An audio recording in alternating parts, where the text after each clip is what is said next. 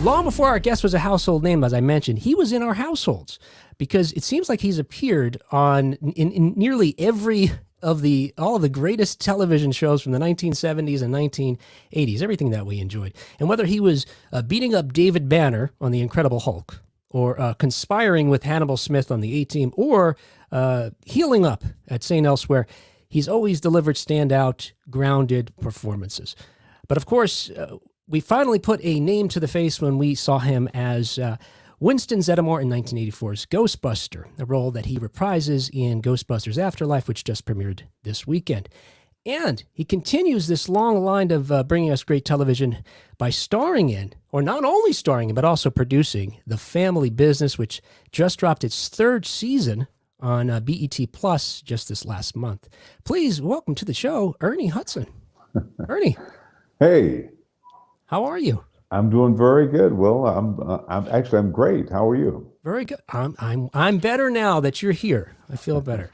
And based on all the roles you've played in the past, and quite a range, and it's interesting sort of the arc that you've gone from sort of playing heavies, on a lot of television shows, to somewhere, I guess, in the middle 80s when you, after Ghostbusters, I'm imagining there's this turn where you're seen more of like the, best friend and the father.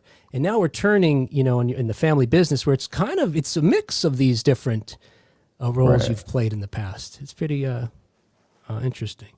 Yeah, it's been actually fun to explore. I think the wonderful thing about being an actor is you get a chance to, just sort of step into different realities, universes, and try to create that storyline and that bring integrity to these different characters.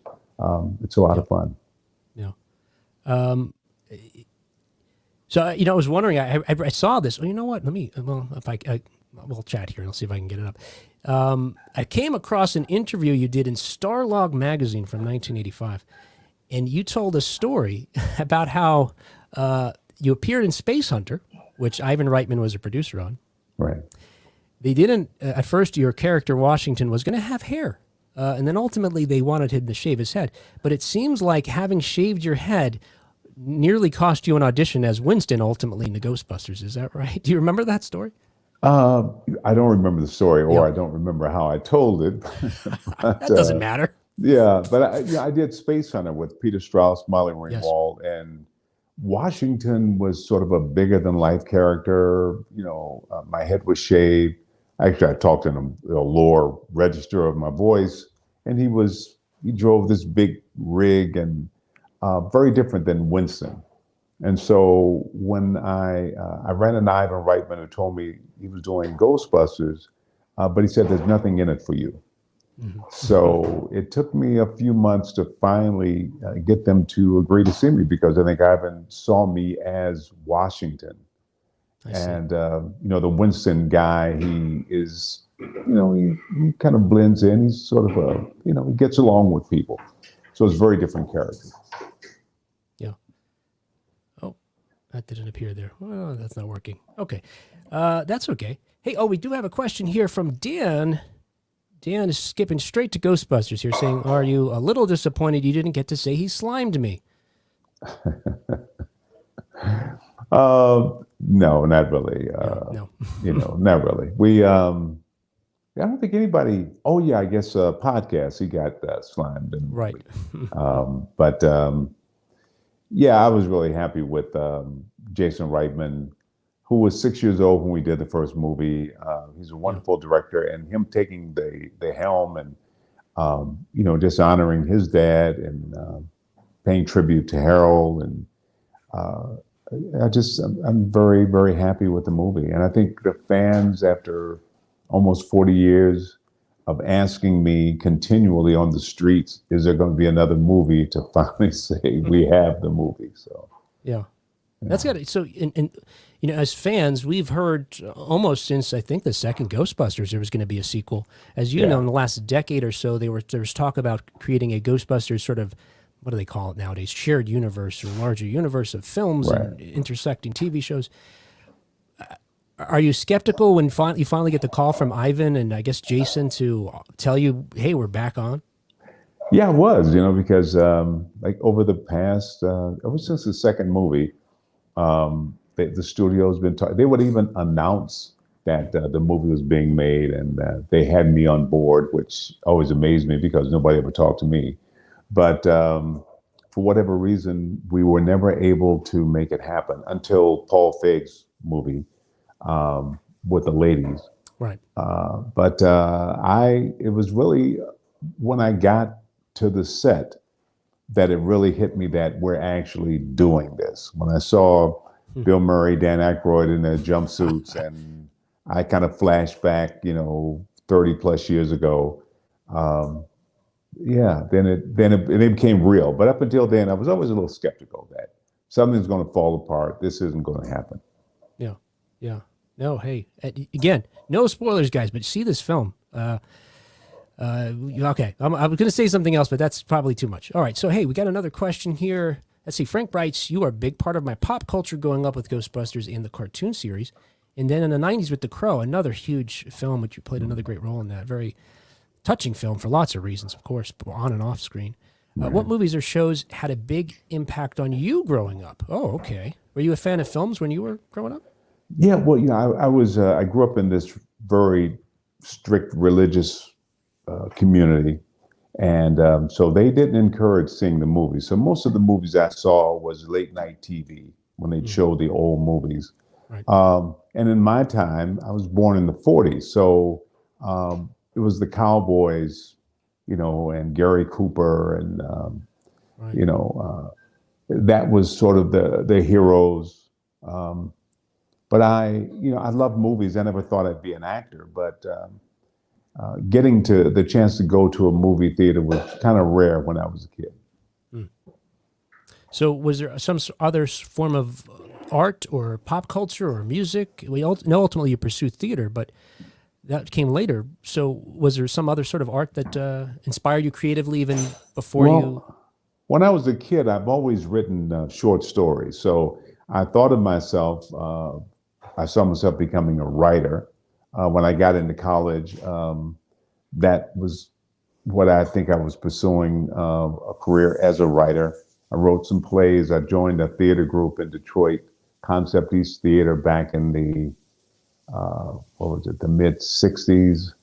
Um, I always enjoyed singing. I kind of dreamed about being, um, a singer, Mm, recording artist, but never really had the heart to pursue that. It just mm, seemed, uh, you know, I just couldn't quite get it together. But acting was something that just felt right. I felt at home on stage. It wasn't work. It was like this is what I'm meant to do. Writing was discipline. I had to be on point. Where acting was just really being able to look beyond myself mm, and get into this make believe world. I love theater. So the acting just kind of came natural without any effort on my part. And I think I was focusing so much on uh, being a writer that I really didn't even think about the acting. And I think mm, maybe the reason the acting happened was because I wasn't trying to force it or pursue it mm. early on. Later on, it became this is my career, this is what I do. But early on, it was just a thing that I just had a lot of fun doing, and it wasn't. I didn't take it any more than that. Now, and I know that certainly folks are familiar with some of the frustrations you've had, including with the Ghostbusters, as far as the your extent to be able to provide input into some of the characters that you played early on. Now, with your writer background and certainly your passion as a writer, working on the family business, do you find yourself being able to help craft more of what we see on screen? Well, I'm given the opportunity, but I'm at an age now where honestly, a lot of the ambitions that I had early on, it almost feels like, you know what? If it hasn't happened, I'm okay. So, to answer the question, on family business, I'm one of the executive producers, which means I do whatever I can to help the show and If there's something that I'm uncomfortable with, it's nice to have a seat at the table, but I don't try to get in. Carl Weber is a writer. I don't try to, unless something, doesn't feel right or something bothers me, but he's a wonderful writer. Um, but yeah, over the years, I went through a cancer scare Mm. about 10 years ago where I came very close to dying. And when you go through something like that, you realize whatever I haven't done, I have to be okay with that. Mm. And I was able to kind of just enjoy, the work that I do now is because I want to do it, not because I feel I have to. And that's a better place to be. Well, that's great. And you're doing okay now, though, right? Oh yeah, yeah, Oh, very good. yeah. I hope so. Yeah, no, I've been very very blessed. I've gone through two bouts of cancer, and Mm. one was it seemed very simple. The second one would have been, except the surgeon kind of botched things up Oh, boy. and almost Wow. took me out. But that was over 10 years ago, and I'm healthy and very very very thankful. Oh, we are too. We got another question here for you. Elaine asks, was wondering, what has been your favorite character to play throughout your career? We've got lots of favorites of yours. What's your favorite?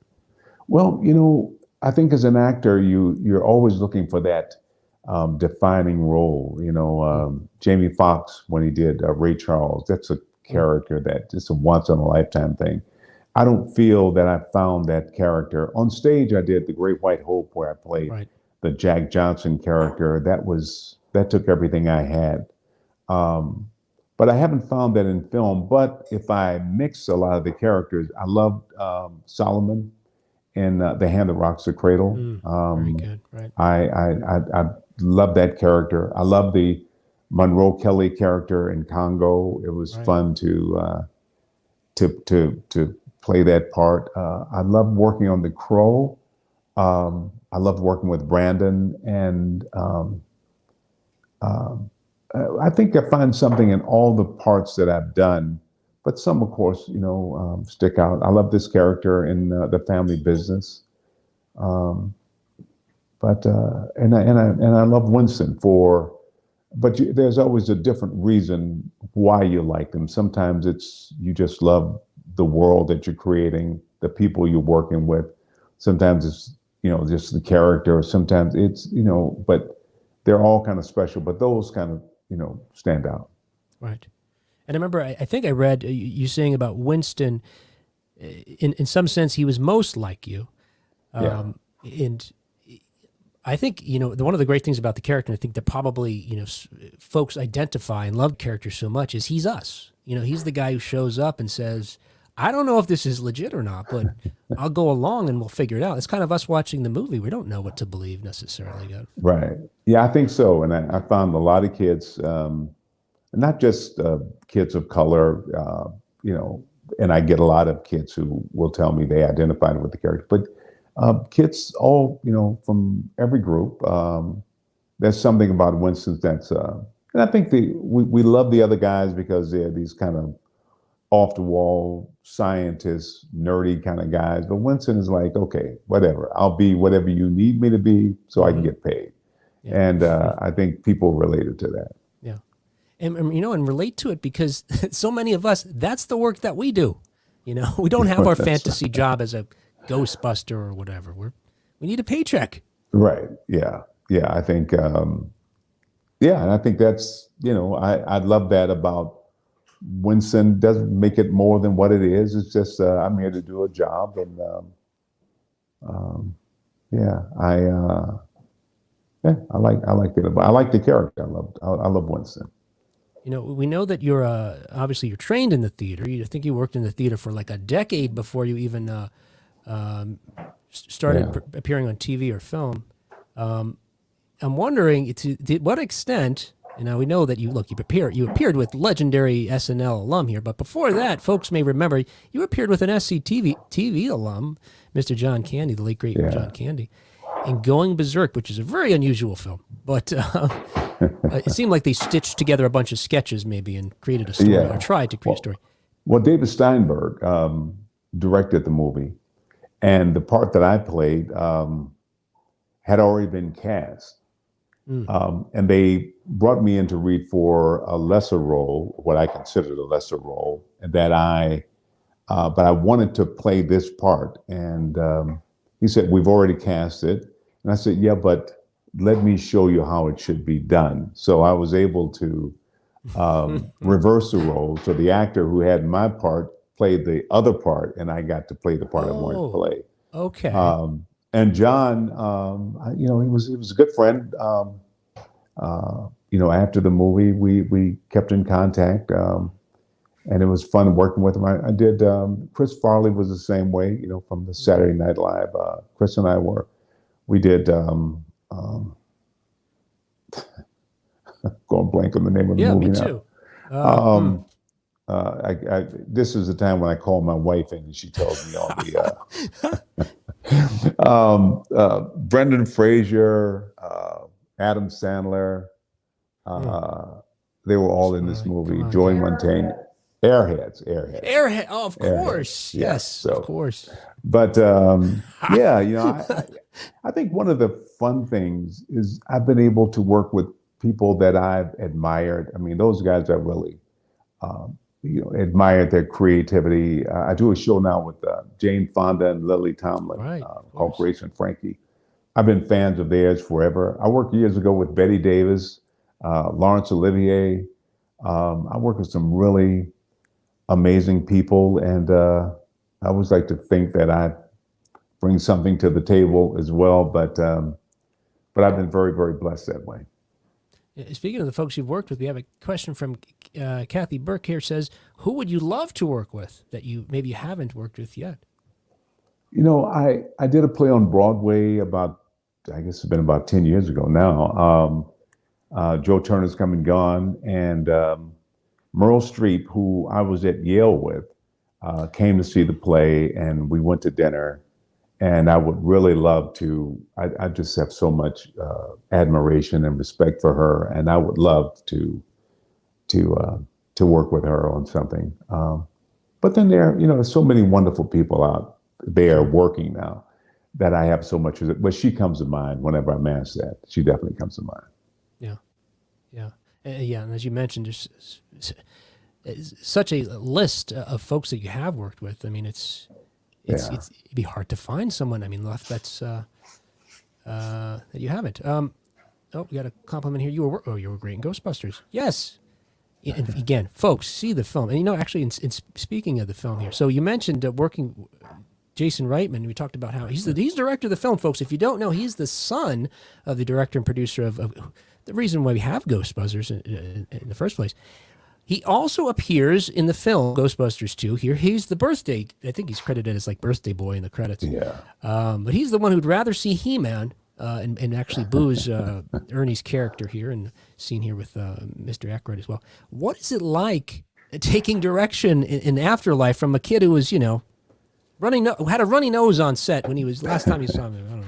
Well, this was, he was 6 on the first movie. I think he was about 11 years old here. Okay. And, but what I appreciate about Jason is he didn't, he went off on his own and created this amazing career. He did Juno and Things for Not So. I mean, a series of amazing movies in his own right. And then decided to take the helm of Ghostbusters. And it was nice because it wasn't like it was just something he got because his dad did. He's legitimately a well-established, award-winning director. So he's a wonderful director, and he's wonderful to work with. And what I love about Jason is he feels like family. I'm so proud of him. I was proud of him before we did the Ghostbusters, but he's really very, very talented. And he's one of those actors who you work with and you want to bring your best because you want him to look good. And that's kind of rare. Usually, I'm thinking about, but you want Jason to succeed. And I think in this movie, he does. Yeah. Yes. I wish we could talk about the details, but we're not going to do that. We're not going to ruin it for anybody. Oh, boy. It's this thing that, since it just came out, I know very few people who have seen it yet. They're seeing it. They're probably seeing it right now.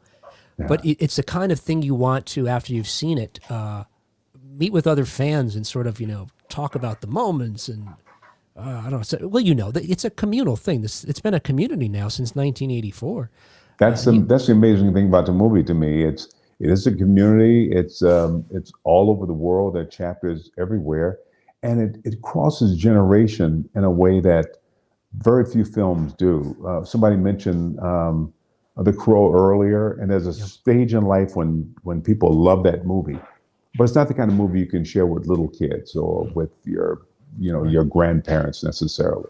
But Ghostbusters, there's something in it for everybody, and that I'm amazed because I'll see people in their 90s watching it with their great grandkids who are 3 or 4 years old, and they're all laughing. Yeah. That's really exceptional for a movie. You know, and fans, on behalf of all fans, we're grateful that you haven't shied away from being part of that. You know, you see, you look. Anybody who is curious, seriously, you want to be overwhelmed. Look at Mr. Hudson's resume on IMDb. I mean, you'll be scrolling for a while. He's been a steady actor, you know, for many years, for several decades now. But even though you moved on, you still came back and Yeah. continued to stay connected with us. I think because, I discovered the movie through the fans. I know that Mm, sounds weird. I mean, I did the movie, you make a movie, it opens number one at the box office and then we move on to something else. But what amazed me about Ghostbusters was after 5 years, people were still talking about Ghostbusters, still wearing the jumpsuits. After 10 years, after 15 years, and it made me really appreciate um, the movie and what people got from the movie. And so I had to kind of take another look and go, wow, yeah, mm, it really is something special. And, I meet people, I get so many stories, and I wanted um, to share that community, to be a part of that. And I know the significance. It wasn't just, I've done a lot of movies, but it wasn't just another movie. This was something really special, and I appreciate. The reason we have Ghost was because not because the fans came to the theater, but because fans embraced the movie and it became a part of their lives, and that was extraordinary. I was humbled by it, and yeah. the fans though is what helped me to discover Mm. Ghostbusters.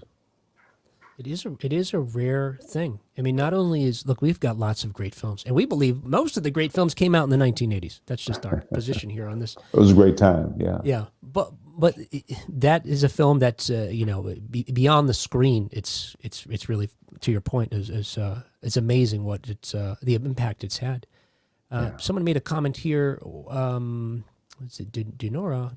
Well, she says you're a great actor, but she also said she'd love to see you in other films. Is there something you're working on now that you can tease us about? I guess.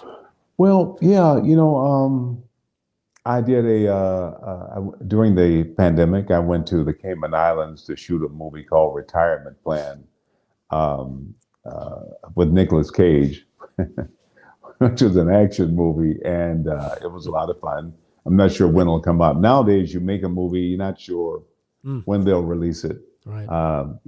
30 years ago, you'd make the movie and they'll tell you the date that it's going to be released, but that's all changed. Brian Cox, who does a show called Secession, Sure.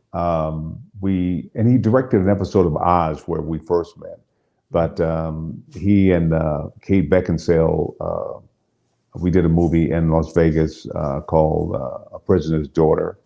That was a lot of fun to work on, and I'm not sure when that'll come out. Next week, I'm going up to Winnipeg to shoot a movie with Woody Harrelson, and Very it's a cool. fun character. So at this stage, I'm just sort of having fun. Um, the show I do, the family business, has been picked up for another season. So at some point, we'll go back to work on that. But yeah, it's just finding the fun stuff and not taking any of it. I think when you're young, you look at a role like, what can this do for my career? Is Mm, this going to be something I can win an award on? And now it's like, it is what it is, and just enjoy it for what it is. mm, very good. That's a great lesson for all of us, no matter what we do. Uh, Ernie, we'll let you go here. I'm going to hang up on everybody else, but you won't be disconnected. But I do want to, before our live audience here, I want to say thank you so much for entertaining us throughout our lives. And like I mentioned at the beginning here, even longer than we realize. It's been a while, but I have to thank all of you guys because I came from a small town, never thinking that I'd end up in being an actor. To have found this career, this career has taken me all over the world. I've been blessed in ways that I can't even tell you. I'm just so humbled and thankful to be at. My grandmother, who raised me, said, we're all. Jesus says he's the light of the world. Well, we're all lights of the world, and what that means is you want to set an example of what's possible. And so I've always, because of acting, I've been able to live a life that's, healthy. And, if I'm going to be a 75-year-old man, I want to be a guy who's healthy, a guy who has some money, a guy who can love and laugh. And I'm not hiding from anyone. Right. So I'm just very, very thankful. Well, and we're thankful. You've certainly embodied that in characters you played on the screen, and as it seemed to be a wonderful human being off screen. So thank you so much, Ernie. Thank you. And, thank you for taking the time. Great talking to you. And we'll talk to you next time on another live Facebook. Thanks everybody for your questions and comments. We'll talk to you again real soon.